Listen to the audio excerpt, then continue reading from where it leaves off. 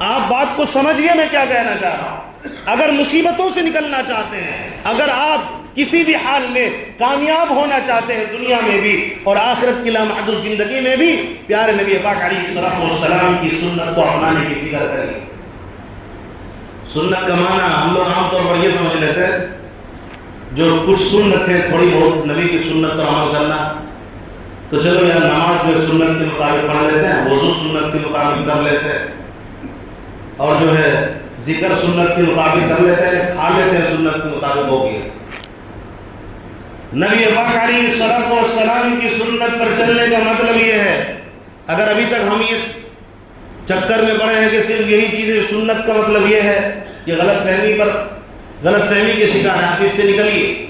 نبی کی اتباع کا مطلب یہ ہے، نبی کی سنت کا مطلب یہ ہے زندگی کے ہر شعبے میں وہ کرو جو نبی نے دیا، اس کو چھوڑ دو جس کو نبی نے منع کر دیا۔ یہ قرآن کہتا ہے ڈنکے کی چوٹ پر اعلان کر کے، اگر تم نبی سے پیار کرتے ہو، اگر تم اللہ سے پیار کرتے ہو، ما آتاکم الرسول فخذوہ وما نہاکم عنہ فانتہوا، جو نبی تمہیں دیں گے، رسول جو تمہیں دیتے ہیں اس کو پکڑو، مضبوطی سے تھامو اور اس پر چل پڑو، اور رسول نے جس چیز سے تمہیں منع کیا اس سے رک جاؤ۔ یہ ہے کامیابی کی دلیل، تب تم جا کر کامیاب ہو سکتے ہو، اس کے بغیر کامیابی مشکل ہے۔ صرف سنت چند چیزوں کو سمجھ لینا یہ غلط فہمی پر یہ ہے، غلط فہمی پر مبنی ہے۔ سنت یہ بھی ہے کہ آپ زبان کو پاک رکھیے، سنت یہ بھی ہے اپنی آنکھوں کو پاک رکھیے، سنت یہ بھی ہے آپ جھوٹ نہ بولیے، سنت یہ بھی ہے کہ آپ جو ہے کسی کو دھوکہ نہ دیجیے، سنت یہ بھی ہے کہ غیبت چغل خوری سے بچیے، سنت یہ بھی ہے کہ کسی کا انسلٹ مت کیجیے، کسی کو بے عزت مت کیجیے، سنت یہ بھی ہے نہ ماں باپ کے سامنے سر جھکا کر ہر وقت غلامی کے لیے تیار رہو، سنت یہ بھی ہے بڑوں کی قدر کریں، سنت یہ بھی ہے چھوٹوں پر شفقت کرو، سنت یہ بھی ہے بازار میں اگر تجارت کرتے ہو، بزنس کرتے ہو، سچائی کے ساتھ کرو، جھوٹ نہ بولو۔ مال صاف لیا ہے اور مال صاف لیا ہے، پیسہ صاف لیا ہے تو اب جو ہے مال بھی صاف دو، جو تمہارا جس طرح کا تم نے پیسہ لیا اسی ٹائپ کا مال پیش کرو۔ دھوکہ دھڑی نہیں چلے گی، جھوٹ نہیں چلے گا۔ اگر تم کہتے ہو میں نبی کی سنت کا دیوانہ، میں نبی کا دیوانہ، اور کامیابی تم چاہتے ہو، یہ تمہیں کرنا پڑے گا۔ زندگی کے ہر شعبے میں پیارے آقا نے ہمیں بتایا کہ غم ہو تو کیا کرنا ہے۔ غم میں اگر کوئی مر جائے، انتقال ہو جائے، گریبان چاک نہیں کر سکتے، چہرے پر نہیں مار سکتے۔ پیارے آقا جب دنیا سے گئے تو کون باقی رہے گا؟ دنیا سب کو چھوڑنی ہے۔ غم کی نبی پاک علیہ السلام نے بھی ایک حد بنا دیا کہ غم کتنا کرنا ہے اور کیسے کرنا ہے۔ خوشی کے بارے میں بھی نبی نے فرما دیا، خوشی کا مطلب یہ نہیں ہے کہ خوشی میں تم نماز کو چھوڑ دو، نماز کو بھول جاؤ، خوشی میں تم ذکر کو چھوڑ دو۔ شادی کے موقع پر ایسا لگتا ہے سب کی نماز معاف ہو گئی، جو پڑھ رہے تھے وہ بھی چھوڑ دیتے۔ یہ کون سا طریقہ ہے خوشی منانے کا؟ آپ جس راہ میں جہاں بھی ہیں، شادیاں بھی پیارے نبی پاک علیہ السلام کی سنت پہ آپ کو کرنی پڑے گی اگر آپ چاہتے ہیں کہ کامیاب ہو جائے۔ نبی پاک علیہ السلام کے نقش قدم سے جس وقت جس دم ہمارا پیر اٹھتا ہے اسی ٹائم ہم شیطان کے حوالے ہو جاتے ہیں۔ پیارے نبی پاک علیہ السلام کے راستے کو چھوڑنے کا صاف اور واضح مطلب یہی ہے کہ آپ نے شیطان کے راستے کو چن لیا ہے۔ اور اللہ قرآن میں کہتا ہے وَلَا تَتَّبِعُوا خُطُوَاتِ الشَّيْطَانِ، اے مجھے ماننے والوں، اے رسول سے پیار کرنے والوں، اے حضرت محمد صلی اللہ علیہ وسلم سے پیار کرنے والوں، شیطان کے نقش قدم پر مت چلو۔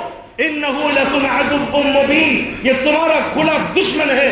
آج تم نبی کی ایک ایک سنت کو چھوڑ کر تم شیطان کے نقش قدم پر چلنا چاہتے ہو، شیطان کو اپنا دوست بنانا چاہتے ہو، لیکن میں رب کہہ رہا ہوں تمہیں بظاہر لگتا ہوگا میں شیطان کی یہاں بات مان کر جھوٹ بول دوں، شیطان کی بات مان کر بدنظری کر لوں، شیطان کی بات مان کر دھوکہ دے دوں، شیطان کی بات مان کر نماز چھوڑ دوں، قرآن چھوڑ دوں، ذکر و اذکار چھوڑ دوں، آپسی تعلقات کو ختم کر لوں، میں کامیاب ہو جاؤں گا، میں نے شیطان سے دوستی کر لی ہے۔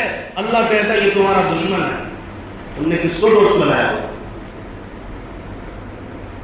ایک بات یاد آئی، اللہ کرے کہ سمجھ میں آئے، دعویٰ نبی سے پیار کا اور کام سارے وہ کرتے جو شیطان چاہتا ہے۔ بتائیے ایمان میں ہم کیسے مکمل ہو سکتے ہیں، کیسے کامل ہو سکتے ہیں؟